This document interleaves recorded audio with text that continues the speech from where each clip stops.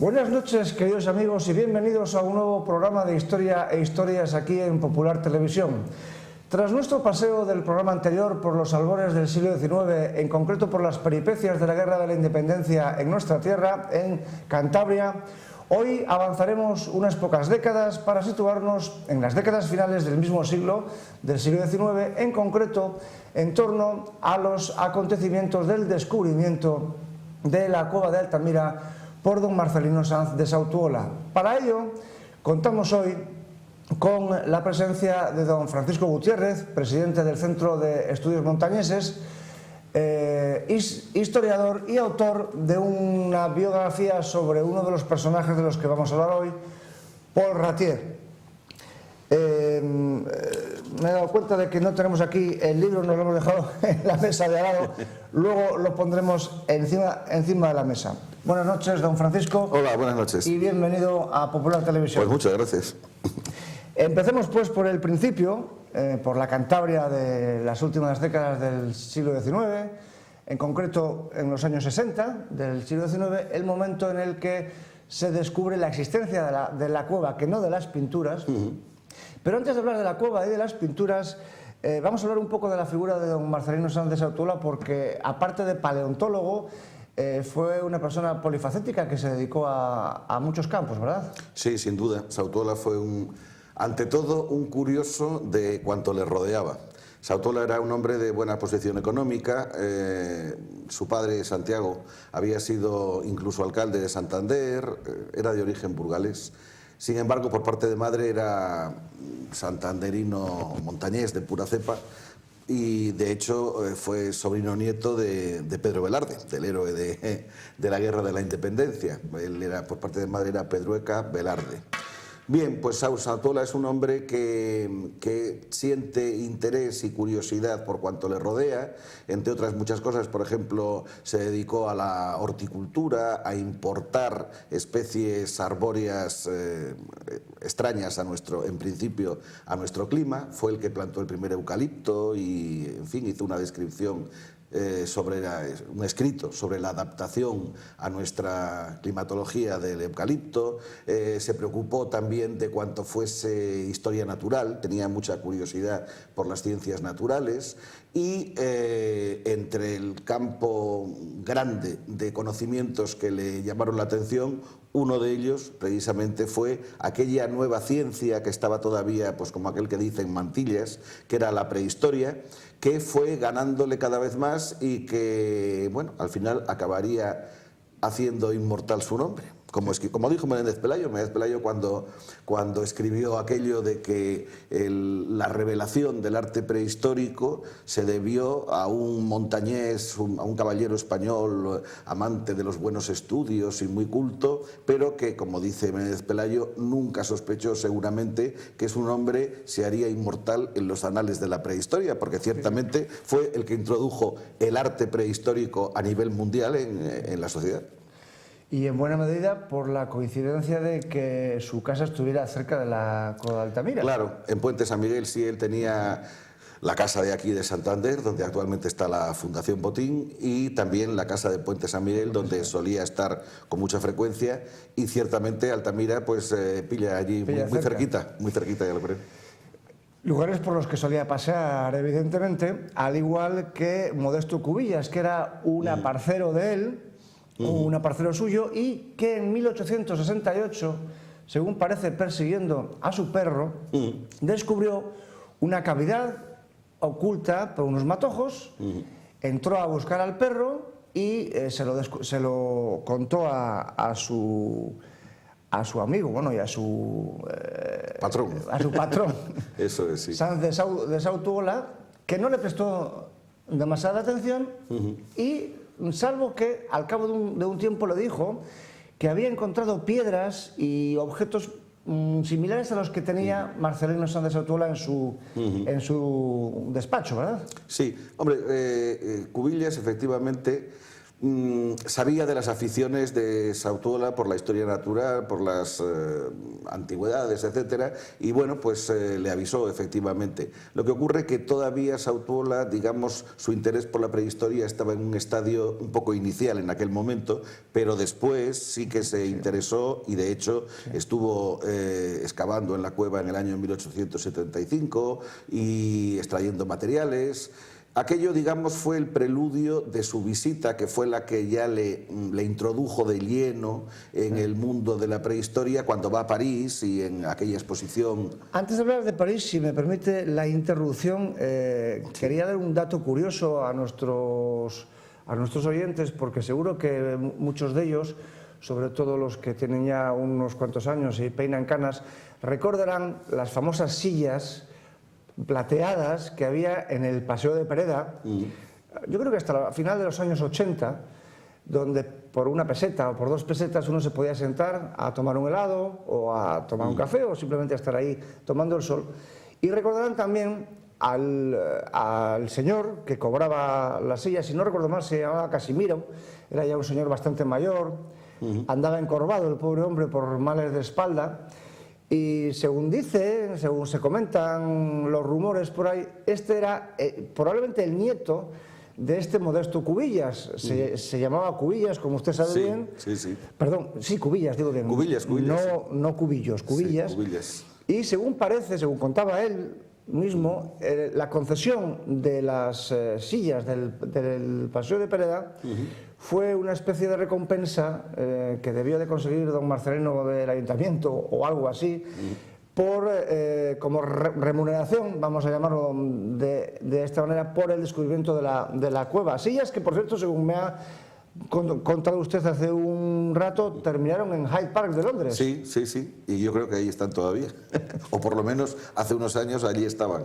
Sí, bueno, puede ser, la verdad es que yo ignoro si realmente aquello se debió a influencia o no de Sautiola, pero o desde cuándo las sillas están en el Paseo de Pereda. Lo que sí es cierto es que Cubillas, que era de origen asturiano, él firmaba de hecho Cabielles, incluso llegó a pedirle a escribir al rey Alfonso XII pidiéndole pues una remuneración por haber sido el verdadero descubridor de la cueva. Diríamos que don Marcelino de alguna manera fue el descubridor de la valía prehistórica de la cueva y luego de las pinturas, pero ciertamente el que había encontrado de una forma fortuita la cueva había sido Cubillas. Sí. Así que tirando de ese hilo de la carta al rey, es posible que se llegue a las sillas del Paseo de Pereda. Puede ser. Pasan unos cuantos años, Sautiola tarda unos pocos años, 6 o 7 años en volver en visitar la cueva, que al fin y al cabo no era más que otra cavidad en un terreno cástrico, es decir, en un terreno en el que hay muchas cavidades, como en tantas otras comarcas de Cantabria. Y entonces en sus primeras visitas encuentra numerosos materiales en el suelo, de piedra, de hueso, pero no descubre las pinturas. Se podría decir que porque no miró hacia arriba. Lo que le interesaba a él era mirar hacia abajo, mirar al suelo, ¿verdad? Sí. Hombre, hay que tener en cuenta que en aquel momento, lógicamente, la cueva estaba oscura, como que no había iluminación de ninguna clase. Por otra parte, el suelo era como medio metro más alto o quizá algo más que ahora. Es decir, era una cueva que prácticamente había que entrar encorvado. Y además, añadamos a esto que jamás se había encontrado todavía ni se había identificado ningún tipo de pintura prehistórica. Por lo tanto, a don Marcelino lo que le interesaba y lo que estuvo allí buscando en 1875 eran los materiales que hubiera en el suelo, bajo el suelo de la cueva.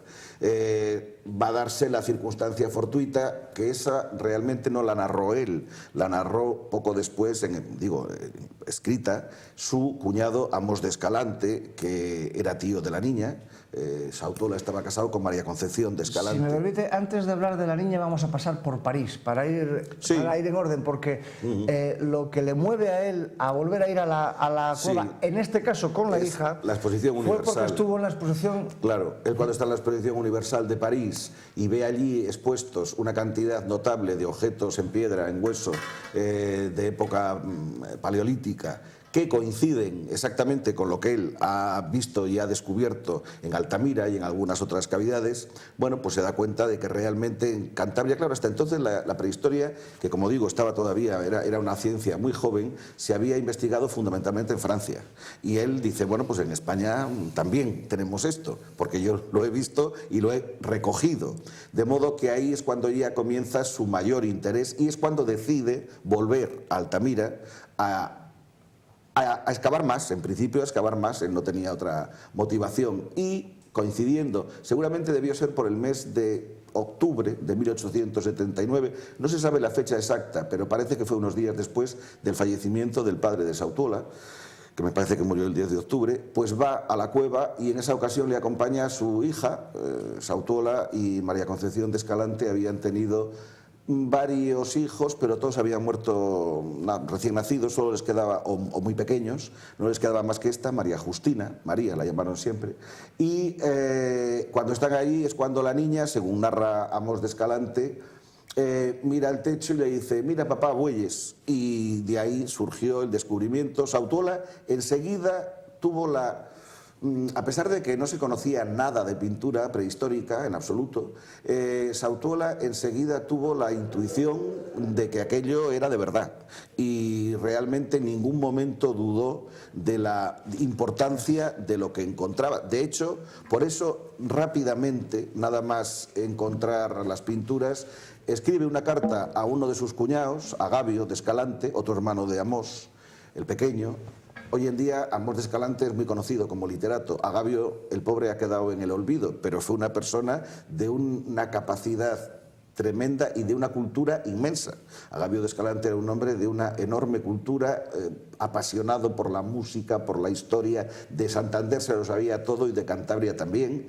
Y era un excelente pintor aficionado, que siempre dijeron los que le conocían que de haber necesitado vivir de la pintura lo habría conseguido perfectamente. Total, que escribe a su cuñado Agavio en noviembre, a principios de noviembre, y le dice, mira Agavio, me he encontrado aquí unas pinturas que desde luego en su género no son para nada un mamarracho, es que dice, sino que pienso que son algo valioso, importante, y entonces lo que me hace falta es que hables con Telesforo. Se refería a Telesforo Martínez, que era un editor santanderino, poseía un periódico que se llamaba El Aviso y también tenía una imprenta, litografía, y entonces que conoce a muchos para que busque un pintor que me copie esto en la inteligencia, que no quiero uno que haga animales muy bonitos, sino uno que copie con mucha fidelidad. No adelantemos de todas maneras acontecimientos, porque si les enseñamos a nuestros oyentes quién es el asesino, bien, pierde interés la novela. Vamos a dejar el asesino para el final, si no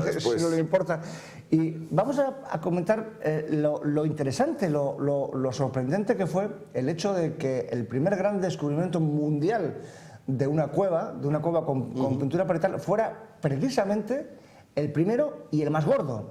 Sí. Es decir, se entró por la puerta grande, por la Capilla Sixtina del arte paleolítico, que fue lo que descolocó en buena medida, claro, a los que creyeron que aquello no era quizá si hubiera, auténtico. Quizá no lo sé, pero si hubiera aparecido lo primero otro tipo de pinturas mucho más sencillas que hay en otras muchas cuevas y que pueden identificarse mucho más sencillamente con el arte mueble que ya se conocía, a lo mejor puede ser que se hubieran aceptado con más facilidad. En el Museo de Altamira, si no recuerdo mal, hay una piececita, no sé si de marfil o de piedra, yo creo que era de eso, de hueso, de marfil, que representa un bisonte en una postura muy similar a la de los bisontes del techo de Altamira, en concreto al famoso bisonte encogido, tan bonito en esto que están viendo ustedes en la imagen en este momento, ¿no? Aprovechando la concavidad, la convexidad, perdón, del techo, ¿no? Y entonces eso fue lo que le hizo a él pensar que si podían representar ese tipo de imagen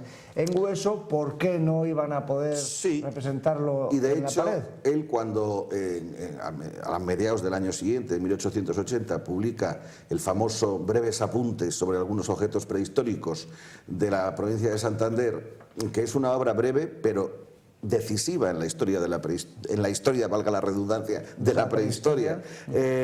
Cuando publica eso, Siempre se dice que la ciencia del momento le negó el pan y la sal. En gran medida sí, pero tampoco fue todos. Y es curioso que, por ejemplo, uno de los que desde un principio le apoyan entre los franceses, que también los hubo, es Edouard Piet, que Piet era experto precisamente en arte mueble. Claro. Y Piet tenía una colección, llegó a hacer una colección excelente, que con el tiempo donó al Estado francés, de arte mueble, y ese sí que cree inmediatamente que las pinturas de Altamira son buenas. Claro, porque él tenía constancia de ejemplos similares. Lo mismo que Henri Martin, por ejemplo, también es otro prehistoriador que también acepta. Bueno, y españoles, sobre todo Juan Vilanova. Juan Vilanova, pero la verdad, esta es una de las personas en las que conviene detenerse porque fue el padre de la paleontología en España, fue la primera persona que describió un dinosaurio en la península ibérica y fue quizá el principal defensor de la autenticidad de las pinturas, el principal valedor del descubrimiento de Sautuola, ¿verdad? Sí, sí. Vilanova se va a enfrentar a todo y a todos, va a defender en todos los congresos nacionales e internacionales la validez y la autenticidad de esas pinturas. De hecho, llegó un momento que eso hasta jugó un poco en contra de su prestigio científico, porque cuando le niegan por todas partes, o muchos niegan la autenticidad de esas pinturas, llegó un momento que de tanto defenderlo Vilanova se le llegó a cuestionar un poco que igual no era tan buen científico como realmente era, y al final acabó teniendo la razón, aunque el pobre hombre no llegó a saber la aceptación, ni él ni Sautuola, ninguno de los dos. Aunque él vivió unos años más, Sautuola muere en 1888 y él muere algo después, en el 92, pero no llegó a tiempo de que se reconociera que tenían la razón ellos.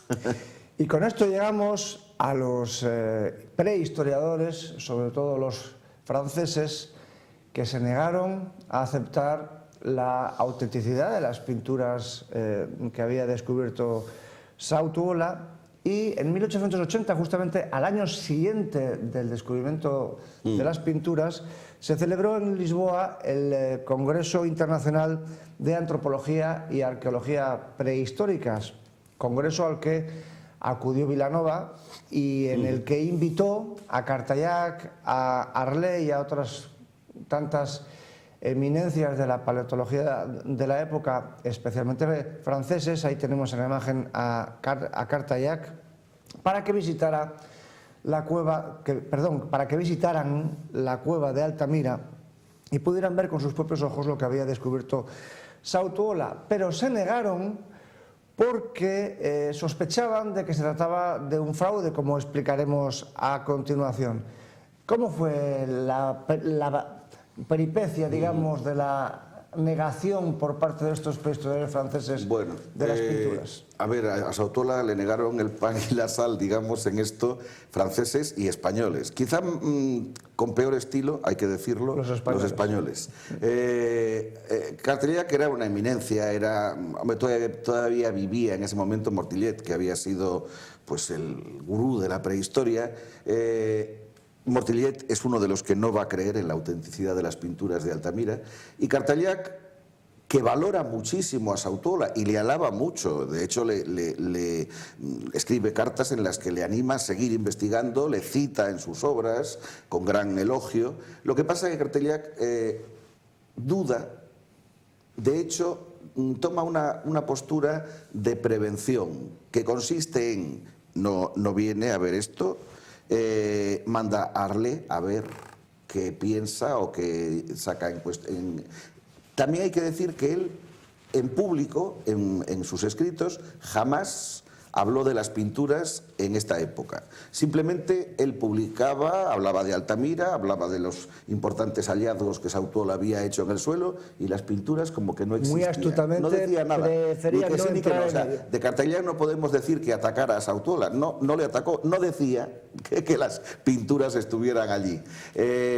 Bueno, Arlé viene, aquí todo el mundo, a ver, enseguida se había empezado a hablar, tanto en Madrid donde, como en Santander, en Torrelavega, donde había sido todo ello una bomba, claro, ese descubrimiento, pues unos hablaban de un pintor loco, que nadie sabía quién era, otros hablaban de un neoyorquino excéntrico, otros que tampoco sabía nadie quién era, otros hablaban de un albañil habilidoso, bueno, rumorología por todas partes. Pero la verdad es que la prensa de la época refleja que todo el mundo está convencido aquí que Arlé va a hacer un informe favorable y que, vamos, de hecho parecía que por lo que él expresaba iba a hacer un informe perfectamente favorable. Y sin embargo, el informe es demoledor porque Arlé lo que saca en conclusión es que las pinturas se han hecho entre la primera estancia de Sautuola en la cueva en 1875 y la segunda en 1879. Arlé para nada cuestiona a Sautuola, para nada, al revés, le exalta también, pero está convencido de que Sautuola ha sido víctima de un engaño y que eso es algo muy reciente que está pintado hace poco. Claro, el informe de Arlé realmente era ingeniero, había hecho un montón de túneles y de puentes para el ferrocarril del Midi, del que llegó a ser director en el sur de Francia.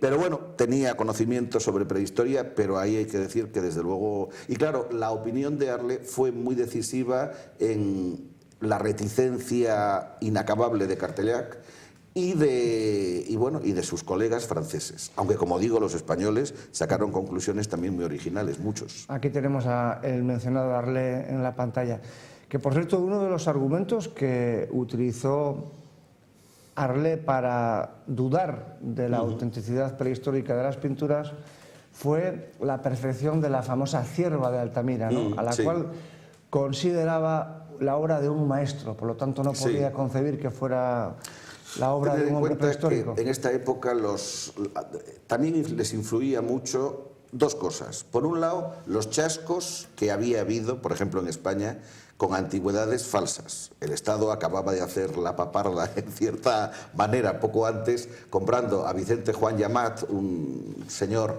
que le vendió muchas esculturas ibéricas del Cerro de los Santos, que mezclaba auténticas con falsas. Y el Estado tragó y compró falsificaciones. O sea, también se habían falsificado vasos nazaríes. Bueno, eso por un lado. Por otro, como decía Vilanova, bueno, todo eso es lógico, pero ¿quién va a falsificar esto si de esto no se saca? Porque del otro se saca dinero, pero de esto que se va a sacar. Pero sí que existía también en la prevención por cuestiones de ideología entre los evolucionistas y los que hoy en día llamaríamos creacionistas, y que en el fondo les venía mal a todos este asunto, porque a los evolucionistas, que llegaron a pensar en algunos casos que esto había sido una treta incluso preparada por los jesuitas para demostrar... Los jesuitas de comillas, para ser exactos, para demostrar los de la pontificia. Que el hombre, digamos, o sea, para demostrar el creacionismo, que el hombre tenía capacidades plenas de épocas muy antiguas, pero claro, los evolucionistas no estaban dispuestos a admitir eso, que en época tan remota el ser humano tuviera ya todas las capacidades tan desarrolladas. Los creacionistas tampoco les venía muy bien porque, según su visión, el ser humano llevaba en la Tierra 6.000 años. Y claro, esto obligaba a llevar mucho más atrás la existencia de... Por eso, por ejemplo, uno de los que van a discutirle mucho a Sautuola entre sus amigos, porque este era amigo suyo, es Ángel de los Ríos, ¿no? Ángel de los Ríos, el famoso historiador que en una polémica periodística con Sautuola bastante larga, pues se toma en plan como de chanza más que otra cosa todo esto y dice, nada, hombre, ustedes cómo se nota que no saben diferenciar los bisontes de los toros que yo he conocido. Bueno, llegó a presumir que, por ejemplo, la cierva no era tal, sino un lobo, que los bisontes no eran tales, sino vacas, en concreto tudancas, y pensó, bueno, la verdad es que tuvo varias hipótesis, ¿no? Una que se había sido cosa de los cántabros, antes de Roma, pastores, lo cual justificaría que no hubiera cruces, porque eran pre-romanos, aunque también llegó a pensar que quizás fue obra de algún moro cautivo, de ahí también la ausencia de las cruces. De todas maneras, no solamente, a ver, Ángel de los Ríos, podemos decir, vaya imaginación que tenía, pero es que vienen en 1880, a finales, vienen, por ejemplo, de la Institución Libre de Enseñanza, personalidades tan destacadas como Torres Campos, que era uno de los mejores geógrafos que había en aquella época en España, o Francisco Quiroga, hacen un informe para la institución libre y sacan la conclusión de que las pinturas ni son prehistóricas ni son actuales, que las habían pintado los soldados romanos cuando estaban en las guerras cántabras y se entretenían, se conoce, metidos en una cueva pintando estas cosas. O sea, las hipótesis son de lo más variadas. Y ya digo, hay gente, científicos y no tan científicos españoles, que se oponen mucho. Por ejemplo, uno que nadie supo nunca quién era, el Parlante, que en el periódico El Cántabro de Torrelavega va a lanzar artículos y artículos denostando el hallazgo, y sin embargo otros que defienden a Sautuola a capa y espada, como puede ser Eduardo Pérez del Molino, Pedraja, o como el mismo Augusto González de Linares, que era muy evolucionista y tal, pero Linares creía firmemente en la autenticidad de las pinturas. Una de las facetas más interesantes de toda esta cuestión fue el hecho de que los darwinistas, los científicos, vamos a llamarlo de un modo actual, progresistas de la época, fueron los que con más insistencia sostuvieron la falsificación de las pinturas, por lo que acaba de decir hace unos minutos, sobre la imposibilidad del hombre prehistórico de haber llegado a tal grado de perfeccionamiento tanto artístico como intelectual para poder pintar esas pinturas, ¿no? Para poder hacer esas pinturas. Ténganse en cuenta que además en los años 60 y 70 fue la época en la que se ridiculizó mucho a Darwin. Ahí tienen ustedes una caricatura de Darwin con cuerpo de mono. Esto es una caricatura inglesa que tuvo mucho éxito en todo el mundo, y se criticaba mucho a Darwin y a sus seguidores por la que consideraban esperpéntica idea de que los hombres descendieran de los simios, ¿no? Nuestro José María de Pereda tiene también un par de artículos muy sarcásticos sobre ello. Otra de las imágenes que quizá ha pasado desapercibida para muchos de nuestros oyentes fue la del famoso anís del mono, porque el famoso mono de la etiqueta que todos ustedes conocen tiene la cara de Darwin. No sé si se puede ver en la reproducción que estamos viendo ahora mismo en la pantalla. Y curiosamente el anís del mono es de 1870, comienza a producirse justamente el año siguiente al descubrimiento de la cueva de Altamira, ¿no? Entonces los darwinistas, en buena medida también adversarios de la religión católica, o al menos de la visión de la religión católica sobre el origen del hombre, consideran que esto es una treta de los clericales, que es una treta de los jesuitas, de comillas, que han contratado a alguien para que pinte esto, hacer que los científicos se lo crean y luego desvelar todo el asunto y dejarlos, si se me permite la expresión, con el culo al aire. Una de las personas, y aquí ya llegamos, por cierto, al libro de nuestro invitado de hoy, que les pongo aquí por si se puede ver, la biografía que ha escrito don Francisco Gutiérrez sobre Pablo Ratier, pintor hispano-francés, al cual se achacó la autoría de la presunta falsificación.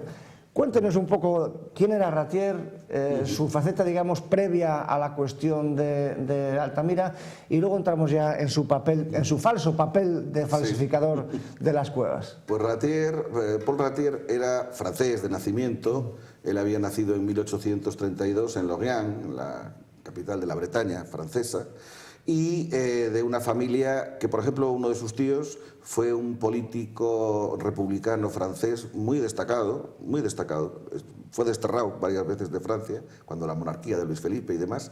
Bueno, el caso es que el padre de Ratier se viene a España, a Santander concretamente, pronto, y aquí se dedica a dar clases de lengua francesa. Y además escribe la primera guía, magnífica por cierto, que se hace sobre Santander y su provincia en el siglo XIX. Louis Ratier en 1847 publica esa guía estupenda que da muchísimos datos. El caso es que este hijo suyo era sordomudo. También otra hija. Ellos tenían por lo menos 2 hijos y 2 hijas, de los cuales un hijo y una hija hablaban y otra no. Bueno, pues el pintor era uno de los sordomudos y su hermana Amélie también, que vivió con él siempre, por cierto, toda la vida.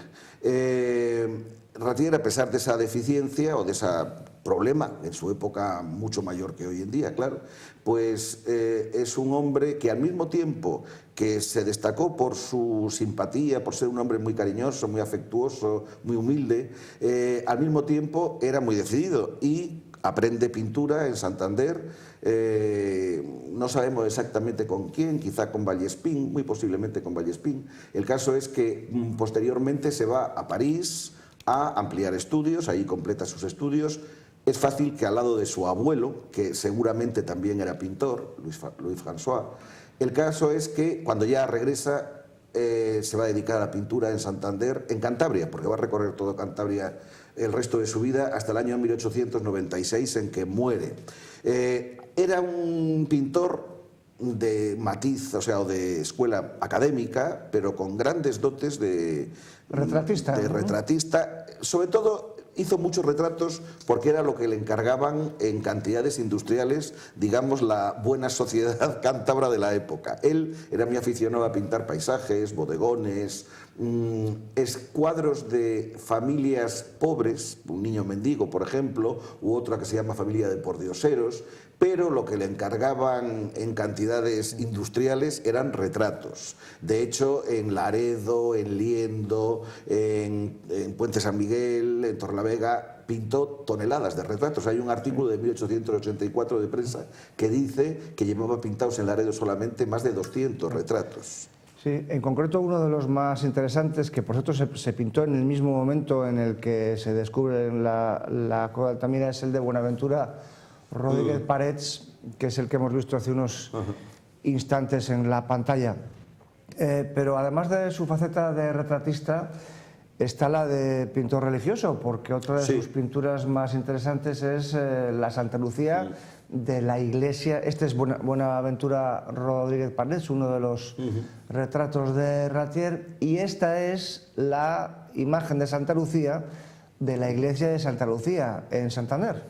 Sí, el cuadro de Santa Lucía es anterior al retrato este que hemos visto de Parés. El cuadro de Santa Lucía se le encarga a Ratier el párroco Simón del Campo en el año 1868, cuando se inaugura la iglesia. Todavía no hay retablo ni nada que se le parezca, de modo que le encarga este cuadro de Santa Lucía y sus devotos ciegos, que es una excelente pintura, una de las buenas pinturas religiosas en la cual, de la época digo, en la cual Ratier, en vez de seguir esa moda nazarena que era bastante almibarada y que hacía furor en esa época, sigue la tradición barroca española de una forma muy acertada. Este cuadro tiene evocaciones de Zurbarán, sobre todo, pero también de pintores como Alonso Cano, recuerdos de grandes maestros españoles del 17. El cuadro de Parés retrata al muchacho este cuando tiene 18 años, en plena juventud,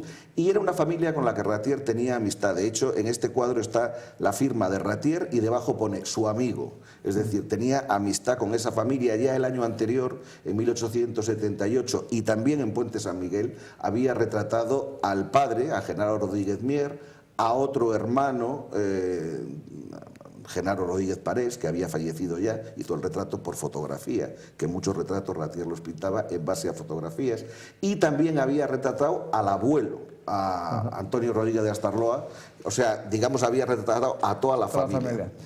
Pero regresando al crimen que nos ocupa, porque en este caso estamos hablando del que se supone que fue el asesino, digamos, ¿no? Entonces ya estamos llegando a la conclusión de la novela de suspense.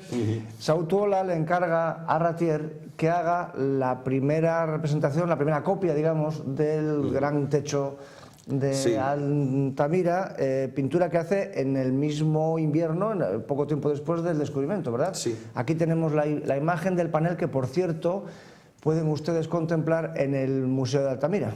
Sí, el panel este, en el año 1904, se le regaló la familia Botín de Sautuola al Ayuntamiento de Santander. Es propiedad del Ayuntamiento, pero el Ayuntamiento le depositó en el Museo de Prehistoria. Y el Museo de Prehistoria hoy en día le tiene depositado en el Museo de Altamira. Efectivamente, ya he dicho antes que Sautuola, cuando descubre las pinturas, lo primero que piensa es que le hace falta una copia. Y escribe a su cuñado Gabio de Escalante para que le busque un pintor, él o Martínez. De modo que le buscan a Ratier. y Ratier va y tuvo que ser con enormes dificultades, él siempre pintaba sobre lienzo, sin embargo esto está pintado sobre papel, lógicamente, luego papel luego pegado a lienzo, lógicamente, perdón, sobre cartón, papel pegado sobre cartón, porque en aquel momento que había que pintar esto tumbado en el suelo, con el techo al lado, bueno, en ese tamaño tuvo que ser un auténtico dolor. Esta es, por cierto, la representación que se hizo, el grabado, digamos, que se utilizó del propio panel de Ratier para el opúsculo de Sautiola en el que dio a conocer el descubrimiento de las pinturas. Exactamente, se basaron en él. Además, el litógrafo era justamente Telesforo Martínez, el que había buscado, en teoría, a Ratier para que pintara aquello. Tuvo que ser muy difícil, porque luego, por ejemplo, cuando Breuil, a principios del siglo XX, vuelve a copiar, narra que aquello fue un suplicio tremendo de 15 días cayéndole la pintura encima y que era tremendo. Bueno, pues el primero que tuvo el honor, digamos, de reproducir las pinturas de Altamira fue Paul Ratier, hecho al que no se dio propaganda ninguna porque simplemente la finalidad era utilizarlo para luego publicar el libro de Sautiola, pero que sirvió años después, porque curiosamente cuando empieza la polémica sobre Altamira, de Ratier no habla nadie, pero en 1886, en la Sociedad Española de Historia Natural, vuelve a reabrirse la polémica sobre Altamira y concretamente la reabre un pintor torrelaveguense, Eugenio de Lemus y Gómez del Olmo, que era director de la Calcografía Nacional en Madrid y que todavía no había visto las famosas pinturas. Entonces saca a relucir que, como se acusaba a sí mismo de que en su maravillosa tierra montañesa estuviese esa pretendida maravilla y él no la había visto, que había organizado una expedición, que habían ido, habían visto la Colegiata de Santillana, maravilla del arte románico, no sé qué, y que luego habían ido a Altamira. Y dice, la impresión, el chasqueo que me llevé al ver algo que no tiene nada de arte antiguo, ni asirio, ni fenicio, ni no sé qué, sino que es la obra de un mediano discípulo del arte moderno, no sé qué. Bueno, Lemus estaba convencido de que eso de ninguna manera podía ser prehistórico y entonces pues eso lo lanza, se reaviva la polémica y él mismo dice que al salir de aquello, de la visita, pensando quién podría haber pintado aquello y acordándose de que en Santander vivían dos retratistas que hubieran sido capaces de hacerlo, le había preguntado a Rebolledo, Alfonso Rebolledo, un vecino de allí de Puente San Miguel, que si por la época del descubrimiento andaba por allí su amigo el Mudo, que es pintor, y el otro le había dicho que sí, lo cual era verdad, porque Ratier había estado 2 veranos seguidos en Puente San Miguel con los Rodríguez retratándoles y demás, y además había vuelto y había entrado en la cueva para hacer la copia que le había encargado Sautiola. Eso fue el detonante para que bueno, pues propalara en la Sociedad Española de Historia Natural la idea de que Ratier había sido el que había pintado las representaciones de Altamira. Claro, cuando a través de Vilanova, que estaba ahí presente, se enteró Sautiola, mandó una carta, decía, tomándose más en chanza que en otra cosa las deducciones de Lemus, pero ahí sí que cometió el mismo Sautiola un error, porque decía que Ratier no tenía capacidad artística para haber realizado aquello, cosa que le va a venir muy bien a Lemus 20 años después, cuando en 1902 escriba autojustificando su postura y diciendo, pero ojo, que Sautiola decía tal, pero Ratier había estudiado en Santander pintura, la había perfeccionado en París y era perfectamente capaz de... O sea, él defendía que no era tan descabellado lo que él había pensado en su momento. En resumen, que el pobre Ratier resultó que estuvo en el lugar del crimen, en el momento del crimen, y con todas las informaciones, digamos, dirigiéndolo a que él era el autor del crimen que no se cometió, es decir, de la no falsificación de las esa pinturas. Polémica que duró varios meses se desarrolló más que nada dentro del seno de la Sociedad Española de Historia Natural en Madrid. Además, como decía el propio Sautiola en su carta, dice, es que además han ido a pensar en un pobre sordomudo a quien no es muy fácil hacer comprender el papel que desarrolla o que se le asigna en esa comedia para que explique paladinamente si él... Y no solamente eso, sino que al ser sordomudo es una persona particularmente indicada para guardar un secreto. Claro, efectivamente, efectivamente. De modo que ahí es donde entró el nombre de Ratier, pero bueno, ya digo, eso fue fundamentalmente en esa polémica del año 1886, que luego tampoco va a tener mayor continuidad. Entre otras cosas porque, bueno, las posturas de Lemus y de Vilanova no se pueden, se dejan por imposibles. Y luego Vilanova, la verdad es que después de morir Sautuola, Vilanova va a dejar también de hablar de Altamira. Yo creo que el hombre ya estaba muy quemado de que su propio prestigio científico que era enorme antes, se estuviera cuestionando a cuenta de tanto defender. Y ya muerto Sautuola se conoce que también se vio un poco más libre, aunque él lo había defendido con un calor tremendo y con una convicción absoluta. Pero claro, había llegado un momento que la ciencia había dejado ese tema como relegado, ya olvidado. Sautuola murió en 1888, Vilanova, su gran valedor, 4 años después, en 1892, sí, digo bien, y 10 años después, en esos 10 años posteriores, se empiezan a descubrir, sobre todo en suelo francés, unas cuantas cuevas, la de la Mut, la de Père-Nompère, en las cuales se empiezan a encontrar el mismo tipo de pinturas que había descubierto Sautuola en Altamira. Así que los paleontólogos franceses no les quedó más remedio que empezar a darse cuenta de que efectivamente lo de Altamira no era ninguna excepción y que en todas partes, incluso en su propia Francia, había pinturas similares. Así que Cartaillac, la gran eminencia de la paleontología de la época, que se había opuesto a reconocer la autenticidad de las pinturas de Altamira, tuvo el gesto elegantísimo de escribir un artículo titulado "Las cuevas pintadas, la gruta de Altamira en España, mea culpa de un escéptico".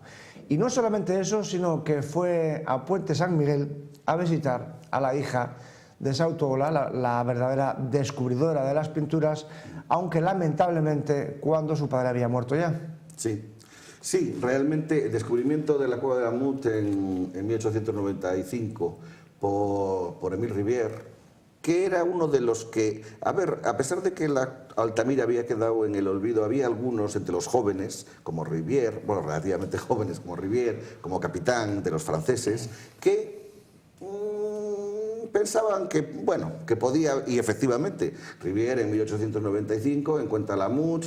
Enseguida se vuelve a investigar Père-Nompère, que ya se habían visto pinturas, pero no se habían hecho caso, y luego, sobre todo, ya cuando llega el año 1901 y se descubren por Breuil y por Capitán con Barels, Fondegón, claro, aquello ya era una cosa evidente, y aunque seguía habiendo empecinados, Cartaillac tiene el gesto que has dicho tú. Cartaillac era la máxima eminencia y tiene la humildad de escribir el mea culpa de un escéptico, que es el que acaba ya a nivel, salvo de científico, a nivel científico, acaba con la polémica. Y sin embargo, el torrelavega Lemus insistió R que R, incluso a pesar de la retractación de Cartaillac, siguió. Bueno, él decía, él se justificó, pero sin decir que efectivamente aquello era auténtico. Todavía se trasluce en su artículo del Cantábrico que él no está nada convencido. En fin, el caso es que a partir del artículo de Cartaillac estalla la que podríamos llamar época dorada de los descubrimientos paleontológicos en Cantabria, con la excavación de un montón, con el descubrimiento previo y la excavación de un montón de cuevas, entre ellas las de Puente Viesgo. Es la época del abate Breuil, de Obermayr y del patrocinio del príncipe Alberto de Mónaco. Hay una famosa fotografía de todos ellos, Breuil a la izquierda al fondo, a la izquierda del todo con la sotana, Obermayr al fondo a la izquierda y el príncipe Alberto de Mónaco sentado a la derecha, y con Alcalde del Río, que es la persona que está en el centro con barbita, que fue el gran descubridor de cuevas de la primera década del siglo XX y esta fotografía en concreto está tomada en la entrada de la Cueva del Castillo en Puente Viesgo, y fue la gran época, ¿verdad?, de la paleontología en Cantabria. Sí, efectivamente es la época en la que, bueno, pues vienen los nuevos grandes de la prehistoria como como Obermayr, Breuil, y se integran mucho a hacer estudios en Cantabria. Cartellac también, a pesar de ser anciano, se une mucho a este grupo y hay varias fotos en las que se le ve a él también con esta gente. Es la época en la que llega la financiación del Príncipe de Mónaco, que va a extenderse hasta 1914, cuando empieza la Primera Guerra Mundial, que es cuando se cierra el grifo, digamos. Entonces, en esos años, digamos, la primera década del siglo XX es brillante porque se descubren varias cuevas, sobre todo en 1903 la Cueva del Castillo, que se va a excavar muchísimo, van a participar los mejores prehistoriadores del mundo, muy de lleno en ello, y se puede hacer porque hay financiación. Claro. Ya digo, en ese sentido, el papel del Príncipe de Mónaco es fundamental, sí. Pues lamentablemente, una vez más, se nos ha terminado el tiempo entre tan interesantes temas de falsificaciones, falsas falsificaciones, intrigas, las principales y las primeras aventuras de los pioneros del descubrimiento de las cuevas y de las pinturas, y como digo, una vez más el tiempo se nos ha echado encima antes de lo que hubiéramos querido, don Francisco. Pues sí. Así que muchísimas gracias por su presencia aquí en Popular Televisión. Habrá que repetir, evidentemente, contamos con su presencia. Cuando queráis. Y a todos ustedes, queridos amigos, les recuerdo que tenemos, ustedes y yo, una cita en nuestro próximo programa de Historia e Historias dentro de 15 días aquí en Popular Televisión. Ya saben que estamos ansiosos de recibir sus comentarios, sus preguntas, sus sugerencias, sus críticas e incluso sus parabienes, si los hubiere, en la dirección de correo que tienen ustedes en el faldón de su pantalla, historiaspopulartv@gmail.com. Se la repito, historiaspopulartv@gmail.com. Cuento con ello y recuerden nuestra cita en nuestro próximo programa de Historia e Historias aquí en Popular Televisión. Muy buenas noches.